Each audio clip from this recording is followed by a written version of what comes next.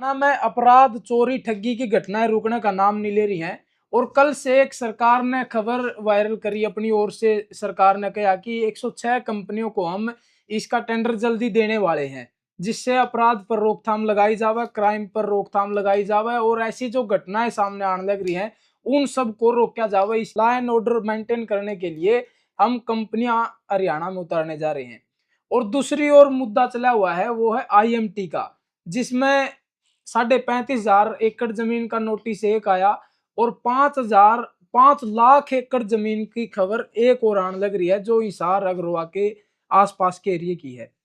उन सब मुद्दों को लेकर फिलहाल डॉक्टर देवेंद्र बलारा जी से चर्चा करना चाहेंगे कि हरियाणा की जनता को अब क्या करना चाहिए, या फिर जो फैसले सरकार की ओर से आए हैं उस फैसले को लेकर इनका क्या मानना, कितने ये जनता के हित में है और कितने ये जनता के लिए नुकसानदायक है। डॉक्टर साहब नमस्कार। राम राम भाई। अच्छा, जो हालत फिलहाल हरियाणा की ओर ही है जिसमें क्राइम रुकने का नाम ले रहा है और दूसरा चोरी, ठगी, साइबर ठगी, इस तरह की घटनाएं सामने आने लग रही हैं और सरकार इस पर लगाम लगाने के लिए प्राइवेट कंपनियों को भी इसका ठेका देने जा रही है। तो आप इसने किस तरह देखो कि लॉ एंड ऑर्डर मेंटेन करने के लिए फैसला ठीक है? आशीष भाई, पहली बात तो ये है कि मेरे लिए ये बड़ी हास्यास्पद बात है जब कोई आदमी ये कहता है कि बीजेपी सरकार जो है लॉ एंड ऑर्डर मेंटेन करने के लिए 106 कंपनियां लेके आ रही हैं और जो आतंकवादी या उग्रवादियों की जो घटनाएं हैं या फिर दंगे हैं या स्वैट टीमें उतारेगी जो दंगों को भी कंट्रोल करेगी। अगर आप थोड़ा गौर करेंगे और आपने मुझे पहले सुना हो अगर कभी, तो 2021 में जब अग्निवीर स्कीम आई थी तो मैंने चिल्ला चिल्ला के एक बात कही थी कि 4 साल बाद अग्निवीर रिटायर हो जाएंगे। उस वक्त आपका बिजली, पानी, बीज और मशीन और डीजल ये इन्होंने बंद करना है, गाड़ियां भी बंद करनी है इनको, आपकी पेट्रोल डीजल की। जब ये आपकी सारी चीजें बंद करेंगे उस वक्त आप सड़कों पे उतरोगे। मान लो किसान की फसल खेत में हुए ना, पैदा ना हो, उसको दाम ना मिले, तो वो सड़कों पे उतरेगा ही उतरेगा। ठीक है। जैसे मनीषा के केस में मतलब कोई लीडर ना होते हुए भी पब्लिक सड़कों पे न्याय मांगने के लिए उतरी। इस जैसे आपने देखा होगा छोटी छोटी चीजों के ऊपर समाज के प्रत्येक अंग को निचोड़ा जा रहा है और लोग सड़कों पर आने के लिए तैयार बैठे हैं। और ये बात भली भांति ये सरकार जानती है कि इनकी स्कीम थी ये 2014 में जब ये आए थे तो इनको मालूम था कि 2019 में हमें क्या गड़बड़ करके जीतना है। और अब तो सबके सामने आ गया कि वोट चोरी करके किस तरह इलेक्शन कमीशन को ही हैक कर लेना है। ईवीएम तो हैक करनी ही करनी है, साथ में इलेक्शन कमीशन को हैक कर लेना, सादे अधिकारियों को हैक कर लेना, फर्जी वोट बना देनी, विरोधियों की वोट कटवा देनी। इस तरह से हमको चुनाव जीतना है। जीत करके क्या करना है? सबसे पहली बात, कोई भी समाज अगर बर्बाद करना हो तो एक विचारधारा 15 साल तक उस समाज के अंदर दौड़ा दो। तो आपका बच्चा जो आज इस वक्त 18 साल का हो गया है, 11 साल पहले जब ये सरकार बनी वो 7 साल का था। तो 7 साल की उम्र से लेके आज तक ऑनलाइन उसकी किताबें, ऑनलाइन उसका सिलेबस, ऑनलाइन उसकी वीडियो गेम, दूसरी फिल्में उसको जो परोसी जा रही है, उन फिल्मों में हिंसा, बंदूक, गैम्बलिंग और ये समलैंगिकता, ये सब परोसा जा रहा है। तो उस तरह से हमारी एक नई जनरेशन जो है, जो आज का जो वोटर है वो इस वक्त इस टाइप का हो चुका है। जो उस वक्त का वोटर है जो 18 साल का 2014 में था जब ये सरकार आई थी नरेंद्र मोदी की, वो आज 18 साल का बंदा आज 30 साल का हो चुका है। अब उसके बच्चे पैदा हो गए हैं और वो अपने बच्चों को भी हिंदुत्व के नाम पर गंदगी फैला रहा है। तो इसका मतलब समाज को एक तरफ इधर हमें दंगे की तरफ लेकर के जाना है। अब दंगों का इस्तेमाल हमेशा कंट्रोल के लिए किया जाता है और दंगे भी करवाए जाते हैं सरकारों द्वारा। अच्छा, तो आपराधिक घटनाएं सामने आ रही है, सरकार करवा रही है? बिल्कुल, चाहे 1984 हो, चाहे मतलब गोधरा हो, और जो अब के अपराध हैं, सरकारें चाहती हैं कि अपराध हो, क्योंकि अपराध असल में नागरिकों को कंट्रोल करने का एक रास्ता होते हैं। इमरजेंसी के हालात नागरिकों को कंट्रोल करने का एक रास्ता होते हैं। मैंने निडर इंडिया चैनल पे अभी एक पोस्ट डाली थी कि संविधान के अंदर इस तरह के प्रोविजंस हैं कि जब इमरजेंसी जैसे हालात आते हैं, जैसे एक्स्ट्रा ऑर्डिनरी कंडीशंस आती हैं, चाहे युद्ध है, महामारी है, सूखा है, बाढ़ है, इमरजेंसी है और किसी देश में दंगे हैं किसी जगह पर, उस केस में गृह युद्ध जैसे हालात बने तो सेंटर के पास सुप्रीम पावर आ जाती है और वो फेडरल स्ट्रक्चर जो है वो खत्म हो जाता है, संघीय ढांचा खत्म हो जाता है। तो देश जो है एक मुट्ठी में कैद किया जा सकता है और वहीं से कंट्रोल करके वहीं से आदेश पारित किए जा सकते हैं। जब वहां से आदेश पारित होंगे और क्योंकि सिस्टम के पास, सरकार के पास भविष्य के लिए इंफ्रास्ट्रक्चर नहीं है इन अपराधों को रोकने के लिए, अब एक तरफ वो पलायन को प्रमोट कर रहे हैं, यानी कि सस्ते मजदूरों के नाम पर पलायन, नौकरियों के नाम पर पलायन, एजुकेशन के नाम पर पलायन, चिकित्सा सुविधाओं के नाम पर पलायन, शहरीकरण के नाम पर पलायन, औद्योगिकरण के नाम पर पलायन। तो वो एक तरफ तो पलायन कर रहे हैं और कोई भी समाज, कोई भी संस्थान, आप बैठ करके यहां कमेंट बॉक्स में भी लिख दीजिए अगर मेरी बात गलत है तो, कोई भी व्यक्ति अपनी गली में कभी अपराध नहीं करता। कोई भी व्यक्ति कभी भी, आप देख लो, आप तो गांव में रहते हो, आपके गांव में आपके गांव का आदमी अपराध नहीं करेगा। उनके झगड़े होंगे आपस में, वो अलग है, डिस्प्यूट है वो अलग है, लेकिन वो अपने गांव में ही चोरी कभी नहीं करेगा, गांव की ही लड़की का बलात्कार कभी नहीं करेगा। गांव घटनाएं सामने आने लगी नहीं, वो आदमी बाहर से विस्थापित आदमी ही ये काम करते हैं ज्यादातर चोरियां, ज्यादातर देखो नशेड़ी आदमी तो ना वहां का है, कहीं का नहीं है, उसकी तो सुध-बुध खो चुकी है। और अब सोचो कि जब सरकार को पता है कि नशेड़ी आदमी ऐसा करता है तो हर चौराहे पर सुंदर सुंदर ठेके खोलने का काम कौन कर रहा है? सरकार ही कर रही है। इसका मतलब उसे पता है कि उसी गांव का आदमी उसी गांव में अपराध केवल नशे की स्थिति में कर सकता है, तो उसको नशा भी दे दो। बाकी अपराध बाहर का आदमी करता है तो हर व्यक्ति को बाहर का बना दो। बाहर का व्यक्ति, पलायन कर चुका व्यक्ति कभी आंदोलन नहीं करता, यह भी पता है सरकार को। क्यों? क्योंकि कभी बीमार आदमी आंदोलन नहीं करता। तो आपको बीमार रख लो। बीमार रखने के क्या क्या तरीके हैं? आपके भोजन में केमिकल डाल दो, आपके आसपास वाईफाई की रेडिएशन, सफेद लाइट और खुशबू, बदबू, केमिकल्स, फैक्ट्रियां और वाइब्रेशंस, मतलब मशीनों का काम, गर्र गर्र गर्र, बाइक्स की आवाज, इस तरह का ये सब चीजें, मतलब आपका दिमाग वाइब्रेशन मतलब हिल ही रहे, समझ गए। ठीक है, तो इस तरह से आप, वो बीमार है आदमी, और बीमार करने का तरीका ऊपर से केमिकल छिड़क दो बारिश के साथ, केमट्रेल के जरिए, दूसरी चीजों के जरिए। बीमार आदमी कभी नहीं करेगा, अकेला आदमी कभी नहीं करेगा। तो मोबाइल आपको अकेला कर रहा है। 4 लोग भी बैठे हो तो चारों के चारों अपने अपने मोबाइल में लगे रहते हैं और कुछ नहीं करते हैं। या फिर आप घर छोड़कर पढ़ने के लिए पीजी में रहते हो, या आप नौकरी करने के लिए अपने गांव, अपने शहर से, अपने मूल स्थान से बाहर रहते हो, तो भी आप अकेले रहोगे। तो अकेला आदमी कभी नहीं करेगा। फिर कमजोर आदमी कभी नहीं करेगा। अब कमजोर तो ऑटोमेटिक हो गया जब वो अकेला हो गया। अच्छा, गरीब आदमी कभी नहीं करेगा। तो आपको ऐसा रखो कि आप केवल अपने घर का काम चला सको और जल्दी से जल्दी आपको कर्जा दे दिया जाए, ताकि आप वो ईएमआई चुकाने के चक्कर में लगे रहो।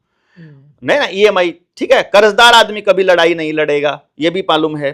तो अब एक तरह से ये हो गया कि पलायन किया हुआ व्यक्ति अकेला होता है। तो मान लो कोई आदमी दूसरे स्टेट से आकर हमारे यहाँ काम करता है, अब उसे मालूम है कि आसपास मेरे समाज का कोई आदमी नहीं है, तो मैं अब फाइट नहीं कर सकता, तो वो कभी भी अपने हक की लड़ाई नहीं कर लड़ेगा, आंदोलित नहीं होगा, अंदर से खुश नहीं होगा। दुखी आदमी कभी भी आंदोलित नहीं होगा। तो इसलिए चारों तरफ डर का माहौल पैदा कर दो। डरा हुआ आदमी कभी आंदोलित नहीं होता। तो सीसीटीवी कैमरे से चालान कट जाएगा, पुलिस आपको रोक लेगी, हर चौराहे पर आपसे वसूली की जाएगी, गुंडागर्दी का माहौल हुआ रहेगा, कोई भी तलवार लहरा देगा, कभी हिंदुत्व के नाम पर, कभी धर्म के नाम पर, तो आपकी चारों तरफ एक जाल बिछा के रखेगा। तो सरकारों को मालूम है कि इस हालात में कोई भी आंदोलन नहीं करता है। आंदोलन करते हैं वो लोग जिनको आंदोलन करने की आदत हो, या जिनको आंदोलन करने का तरीका पता हो, या जो खुश मिजाज लोग हों, जो आजादी पसंद लोग हों, जो आजाद लोग हों, केवल वो आंदोलन करते हैं। किसान आंदोलन में जो इलाका आंदोलन कर रहा था और एक्टिव था, केवल उसी इलाके में अग्रोहा सिटी और आईएमटी बन रहा है। आप ध्यान से देखो, आप गौर से, क्योंकि जिन इलाकों में पैसा जा चुका है, जो गुलाम बन चुके हैं, जो कर्जदार बन चुके हैं, जो घर छोड़ चुके हैं, जो फ्लैट्स में रहना चालू कर चुके हैं, जिनके घर में गाय नहीं है, जिनके घर में डंगर नहीं है, जो खेती नहीं करते हैं, वो आंदोलन में शामिल नहीं थे। आंदोलन में शामिल कौन थे? जिनके घर में आज भी गाय हैं, जिनके घर आज भी कच्चे हो सकते हैं, जो आज भी खेती कर रहे हैं, जो आज भी समाज से जुड़े हुए हैं, जो पंचायती सिस्टम में चल रहे हैं, जो आज भी जिनके गांव में कच्ची जमीन है, जहां रेत है, जहां कुआं है, जहां तालाब है, जहां जोहड़ पे रोज गायें इकट्ठी होती हैं, भैंसें इकट्ठी होती हैं और बैठकें लगती हैं, हुक्का पे बैठते हैं, बैठकों में बैठते हैं, चौपालों में बैठते हैं, केवल वो इलाका ही आंदोलन में था। कैथल, जींद, हिसार और ये सिरसा और ये यही इलाका तो था, फतेहाबाद और अग्रोहा और ये आदमपुर का इलाका, ठीक है, जहां आज ये हो रहा है। भिवानी में उधर जो चरखी दादरी में उधर क्या ना, चरखी दादरी का आंदोलन भी था, भिवानी में भी था, यहां भी आईएमटी आएगा। लेकिन जिस इलाके में आंदोलन नहीं था, जहां पर यादव बाहुल्य है, वहां नहीं बनेगा। आंदोलन तो कुरुक्षेत्र में भी था, अंबाला में भी था, नहीं था, नहीं यहीं से तो शुरुआत हुई भाई। वो बॉर्डर था, बॉर्डर एरिया था, ना कि वहां के लोगों ने शुरू किया था, पंजाब ने शुरू किया था। और कुछ इलाके, कुछ लोग लड़ रहे थे, वो अलग था, लेकिन बात इलाके की बात है, बाहुल्य इलाका।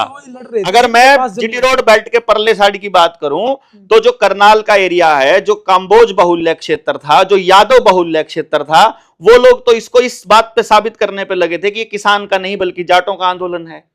वो तो इसके अंदर शामिल ही नहीं हुए, गांव के गांव शामिल नहीं हुए।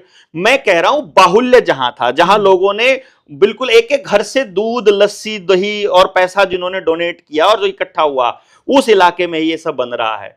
तो आपको क्या लगता है कि ये आपके विकास की निशानी है? मुझे एकदम स्पष्ट नजर आ रहा है दोस्तों, आपको शायद नजर नहीं आ रहा होगा, या पता नहीं, आपको दूसरे चश्मे से देखने की आदत होगी।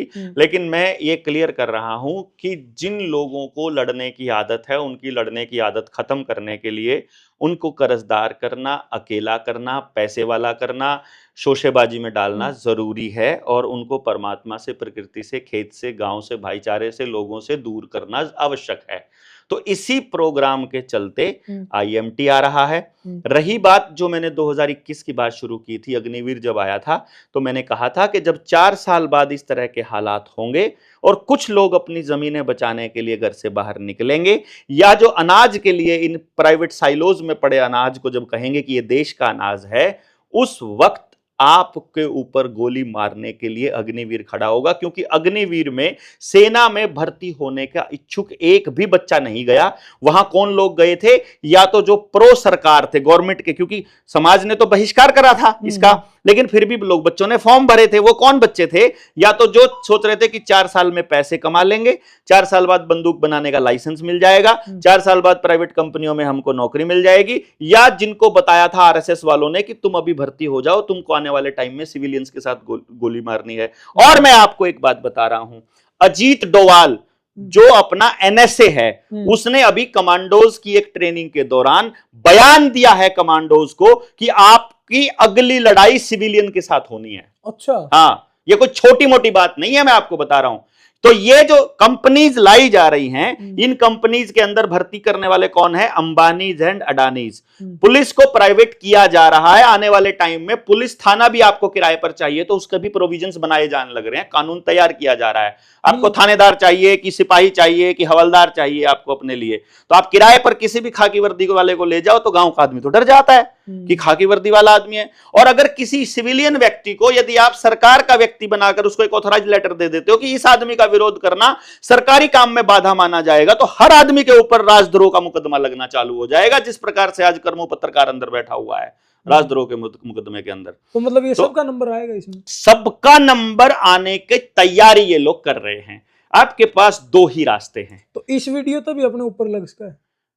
नहीं, अभी तो क्या लगेगा, अभी तो अजीत डोवाल की बात करिए। मैंने लगे तो लगे, 100 बार लगे यार, हमें कोई फर्क नहीं पड़ता। देखो, हम जब निकले थे, कह रहे हो कि भाई जो इस मामले में बोलेंगे तो उन सब को मतलब, या फिर आगे इन फ्यूचर आप ही देखेंगे कि राजद्रोह का मुकदमा किसी भी सिविलियन पर लग सकता है। देखिए, ये जितने भी 2019 के बाद और 24 के बाद जो कानून बने हैं, वो सारे कानून, क्योंकि एक ऐसी सरकार ने बनाए हैं जो सरकार चुनी हुई सरकार नहीं है, पब्लिक के अंदर उनका खूब विरोध है, लेकिन प्रोपेगेंडा करके, इलेक्शन कमीशन को मैनेज करके, वोट चोरी करके वो लोग सरकार बना गए।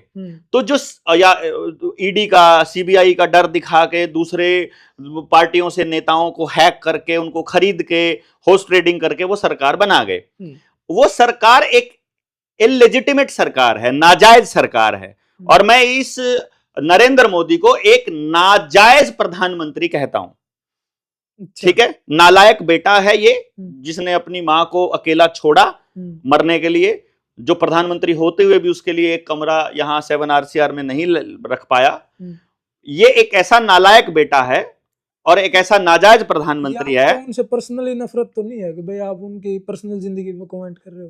पर्सनल जिंदगी नहीं है ये समाज का एक रूप है कि हमारे देश में सबसे ऊंचे खड़े पद पर बैठा व्यक्ति यदि अपने माता पिता के प्रति अपनी संवेदनाएं या अपने भाव इस तरह से व्यक्त कर रहा है कि जो सार्वजनिक रूप से एक एग्जाम्पल बने, तो एग्जाम्पल ये हो रहा है कि उनके पास अपनी मां के लिए जगह नहीं थी, या उनकी मां प्रधानमंत्री बनने के बाद भी उनके साथ आना नहीं चाहती थी। कितनी बड़ी बात है ये। आप इसको छोटी बात मान रहे होंगे, ये कोई व्यक्तिगत मान रहे होंगे, व्यक्तिगत नहीं होती है ये बातें। ये बात प्रैक्टिकल है कि जिस आदमी ने मुख्यमंत्री रहते हुए अपने हलफनामे में, अपने एफिडेविट में लिखा कि मैं अविवाहित हूं, और जब उसके खिलाफ RTI डालकर पता लगाया गया, और जब प्रधानमंत्री कार्यालय के लिए जब वो प्रधानमंत्री कैंडिडेट बना, जब पार्लियामेंट का इलेक्शन लड़ा, तब उसने लिखा कि मैं विवाहित हूं, तो क्या वो व्यक्तिगत रह गया? ये क्रिमिनल केस बनता है नरेंद्र मोदी के ऊपर कि उसने गलत एफिडेविट दिया है।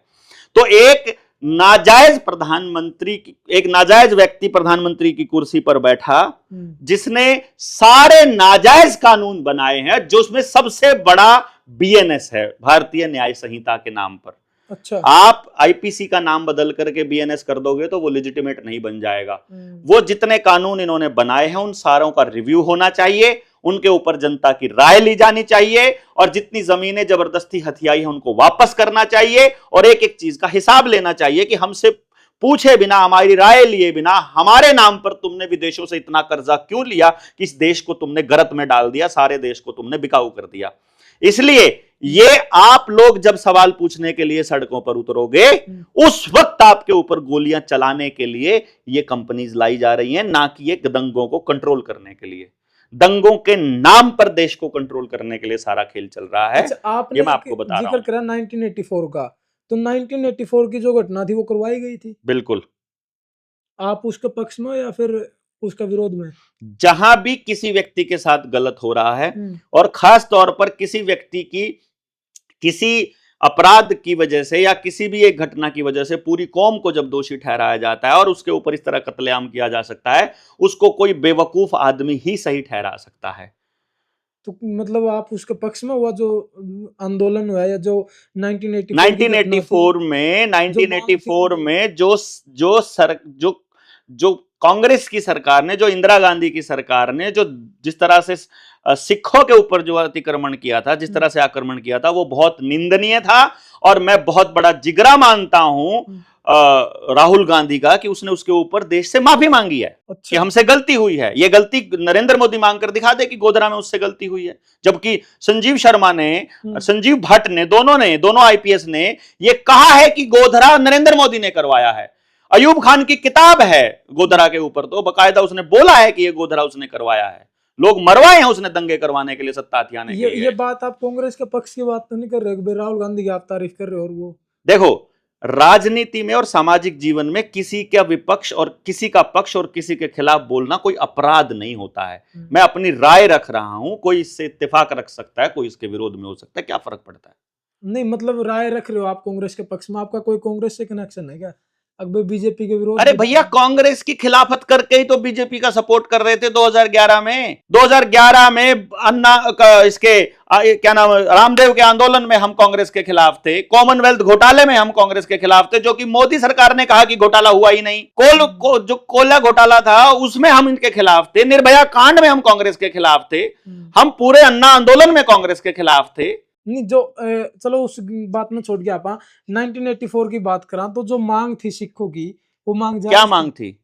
अकबर खालिस्तान की। ऐसी कोई मांग कभी सिखों की नहीं रही। वो तो अब भी बहुत सी घटना इसी सामने आ यार, वो सिखों के ठेकेदार थोड़ी ना यार, कोई व्यक्ति बोल देगा तो। मैं बोल रहा हूं तो आप दलाल हैं, तो आप दलालों के ठेकेदार हो गए क्या? मैं बला रहा हूं तो मैं बलारा का ठेकेदार थोड़ी हो गया, मेरे किसी कहने से थोड़ी हो गया। किसी कौम का कोई आदमी ठेकेदार नहीं होता, कोई संगठन किसी कौम का ठेकेदार नहीं होता। कोई बोल रहा है तो वो सिख नहीं बोल रहे हैं, वो व्यक्ति बोल रहा है। सवाल पूछना उसी व्यक्ति से पूछना बनता है, किसी और व्यक्ति से सवाल पूछना नहीं बनता है। मतलब सिखों को टारगेट किया जा रहा है खालिस्तान के नाम पर, आप ये कह रहे हो? ऑब्वियसली। और ये जो खालिस्तान का नौटंकी करने वाले लोग सरकारों के ही लोग हैं। अच्छा। हाँ, सिख कभी भी इस तरह की मांग नहीं कर रहे, वो अब भी भारतवासी बन के पसंद है। और भारत कोई व्यक्ति किसी चीज की मांग नहीं कर रहा, हर व्यक्ति केवल शांति चाहता है।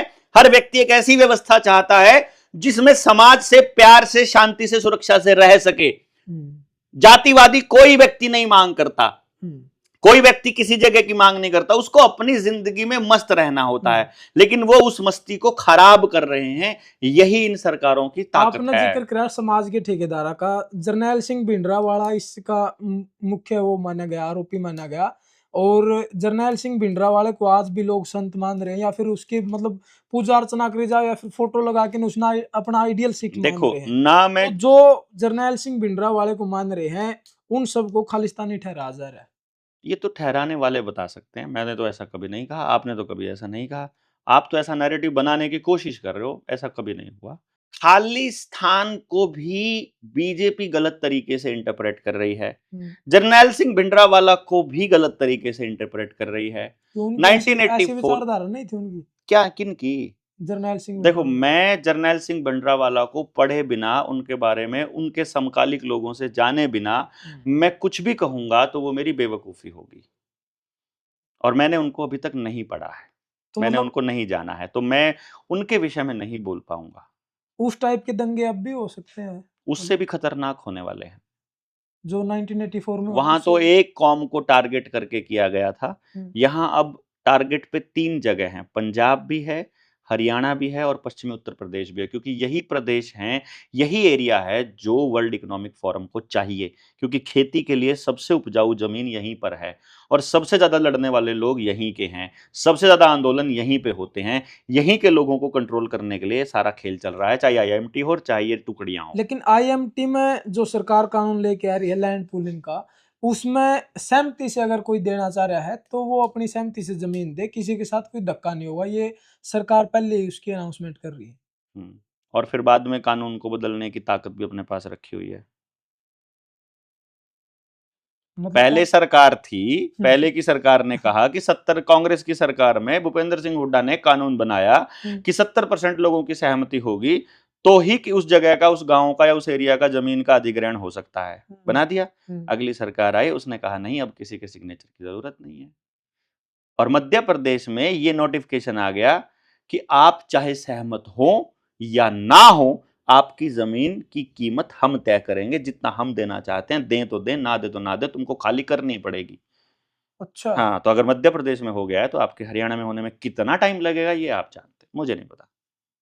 तो मतलब जमीन तो जानी तय है, अगर लोग नहीं जागरूक, अगर लोगों को ये पता नहीं चला कि हम आपस में रह कैसे सकते हैं, सरकारों से बिल्कुल कनेक्शन काटना पड़ेगा, मशीन से, बिजली से, सरकार से, अधिकारियों से बिल्कुल कनेक्शन, अपना मालिकाना हक वापस लेना पड़ेगा, कोई रास्ता नहीं है। और इस रास्ते पर जनता सरकार मोर्चा काम भी कर रहा है।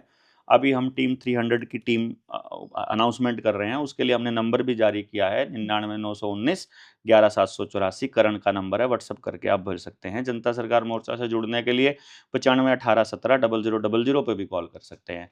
तो मतलब इसमें आपकी क्या तैयारी रहेगी? मेरी कोई तैयारी नहीं है, लोग जैसा कहेंगे वैसा हम चल पड़ेंगे, लोग तैयार होंगे तो हम उनको बैठ करके बता देंगे ऐसा करना है। हर गांव को अपने लिए सिस्टम तैयार करना है। टीम 300 की आप बात कर रहे हो, वो किस तरह का बदलाव समाज में लेके आओगी? टीम 300 केवल समाज के लोगों को जगाने का काम करेगी। मैं एक शिक्षक हूं और मेरा काम है शिक्षा देना। जो सरकार और मीडिया आपको एक पहलू दिखा रही है, मैं दूसरा पहलू आपको दिखा रहा हूं। आपकी मर्जी है कि आप सरकार के साथ जाना चाहते हैं या अपनी व्यवस्था बनाना चाहते हो। आप गुलाम, देखो, किसी को अपने ऊपर राज करने के लिए कोई आदमी चाहिए, उससे कमजोर आदमी मैं किसी को नहीं मानता। आजाद आदमी को अपने ऊपर राज करने के लिए कोई आदमी नहीं चाहिए। तो वो गुलाम जो ये कहते हैं कि पुलिस के बिना व्यवस्था टूट जाएगी, वो गुलाम जो कहते हैं कि जजों के बिना सारी व्यवस्था टूट जाएगी, वो गुलाम जो कहते हैं सरकार बिना सब खराब हो जाएगा, बैंकों बिना सब खत्म हो जाएगा, तो भैया उन लोगों से मैं हाथ जोड़कर ये पूछ रहा हूं, 1860 से पहले जब ये पुलिस एक्ट नहीं था, जब ये आईपीसी नहीं थी, जब ये जजेस नहीं थे, जब ये बैंक्स नहीं आए थे, 1934 से पहले बैंकिंग नहीं, या ये तो रिजर्व बैंक आरबीआई आया 1934 में, उससे पहले बैंकिंग से पहले भी तो लोग रहते होंगे। लेकिन उस टाइम पर डिपेंड भी तो नहीं थे, आज उस सिस्टम पर डिपेंड भी तो लोग हो गए। तो डिपेंड किसने किया उनको? वो खुद ही हुए ना, तो खुद ही मुक्त भी तो हो सकते हैं। जहां आप खुद बैठे हो तो उठ नहीं सकते क्या खुद? इस घर में घुसे हो तो निकल नहीं सकते क्या? किसी के ऊपर निर्भर हुए तो अपनी निर्भरता खुद के ऊपर नहीं कर सकते क्या? अरे इंडिपेंडेंट अनजान आदमी को अपनी जानकारी दे देते हो यार। ऑनलाइन सब जानकारियां दे रहे हो उनको जिनका पता भी नहीं है सरकार में कौन बैठा है, इंटरनेट पे कौन बैठा है, गूगल किसका है, फेसबुक किसका है, वहां तो अपनी सारी जानकारियां दे रहे हो। अपने गांव में आपस में नहीं डिस्कस कर सकते क्या कि क्या तकलीफ है? दुनिया को बता रहे हो क्या तकलीफ है। सारा देश, सारी दुनिया जानती है आपके बारे में सब कुछ, आपके आधार कार्ड के जरिए, और आप अपने ही गांव से छुपाए बैठे हो कि आपके ऊपर कितना कर्जा है, आपकी किस तरह से बुरी हालत हो रखी है। ये विडंबना है इस समाज की। समाज में मजाक बनाया जाओ नहीं कि इसने कर्जा ले लिया। अरे यही तो बता रहा हूं, आपका मजाक बनाया जा रहा है ऑलरेडी। वहां बैठ करके आपकी सारी जानकारियां पूरे स्क्रीन के ऊपर बता के, देखो इतने गधे हैं इस देश के अंदर, देखो इतने बेवकूफ लोग हैं इस देश के अंदर। आपको लगता है कि आपने नहीं बताया तो किसी को नहीं पता, सब पता है। एक बटन दबाते हैं आपके बारे में सारी जानकारी आधार कार्ड में, इधर बैंक अकाउंट है, इतने पैसे पड़े हैं, इतना कर्जा है, इतनी जमीन है, इतना लोन ले रखा है, इतनी औलाद है, इतना गैस सिलेंडर यूज करता है, इतना ट्रैक्टर चलाता है, इतना डीजल यूज करता है, इतने लोन, इतने कार्ड हैं, इतना सब कुछ डिटेल है यार आपकी। कच्चे तक कब खरीदे, किस दुकान से खरीदे, ये भी पता होता है उन लोगों को। क्यों नहीं समझ रहे आप? तो मतलब वो सारी चीज देख के ही वो ऐसे कानून लेके आ रहे हैं। सब पता है उनको कैसे करना है। वो आपकी सारी जानकारी रख के अगला स्टेप वो इंटरप्रेट कर लेते हैं और उसी के हिसाब से वो अगली कदम तय करते हैं और उसी के हिसाब से वो कानून बनाते हैं कि अब इनको और गुलाम कैसे करना है। अब ये इतनी गुलामी तक आ गए। अगर आप इस पूरे सिस्टम के खिलाफ लड़ाई लड़ रहे हो और इतनी बड़ी प्लानिंग आपने कर ली है, तो फिर सबसे बड़े टारगेट तो आप भी होगे उस सिस्टम के लिए। तो भैया देखो, मैं आपको एक बात बताऊं, जिंदगी में आप कुछ भी करो या ना करो, किसी के साथ रहो, किसी के खिलाफ रहो, कितना ही पैसा कमाओ, कितनी ही ताकत कमाओ, कितने ही बच्चे हो, कितनी ही सेना हो, कितना ही लंगार आपके पीछे चल रहा हो, या आप अकेले हो, पहाड़ पे रहते हो, साधु हो, संत हो, चोर हो, डाकू हो, क्रांतिकारी हो, पुलिस में हो, नेता हो, आप क्या करते हो कोई फर्क नहीं पड़ता। सबकी जिंदगी का एक ही अंत होना है और वो है मौत। आपको मरना है, आप हर हाल में मरोगे। आप उनका साथ दोगे आपको तब भी मरना है, नहीं दोगे आप तब भी मरना है। जब इस बात के ऊपर निर्भर करता है कि आप अपनी अगली संतानों के लिए कोई रास्ता बनाकर मरोगे या उनको कुएं में धकेल कर मरोगे। मैं अपने बच्चों के लिए, अपनी अगली पीढ़ियों के लिए रास्ता बनाने में लगा हुआ हूं। इस बीच में अगर मौत आती है तो क्या फर्क पड़ता है? बचना तो आपने भी नहीं, आपने भी नहीं, आपने भी नहीं, सब नहीं मरना है। क्या दिक्कत है भैया? होते रहेंगे टारगेट, होते रहेंगे, हमें नहीं फर्क पड़ता इन सब चीजों से। तो मतलब इस पूरे सिस्टम से लड़ने के लिए वो टीम ही काम कर पाएगी या फिर कोई और भी रास्ता आपके पास? क्यों बताऊं भाई? मैं सरकार को बताऊंगा, आपको बताऊंगा। लोगों जो लोग साथ जुड़ेंगे बता देंगे, जो जुड़ेंगे उनको बता, जो जिस लेवल पे जाते जाएंगे, जो चौथी क्लास पार कर लेगा उन्हीं को 5वीं का सिलेबस पढ़ाएंगे भैया। ऐसे थोड़ी ना होता है। अच्छा अच्छा, मतलब पब्लिकली नहीं बता रही ये बात। पब्लिकली कुछ बातें करने की नहीं होती है ना। ठीक है, हाँ, शुक्रिया जी डॉक्टर साहब। बहुत बहुत धन्यवाद जी।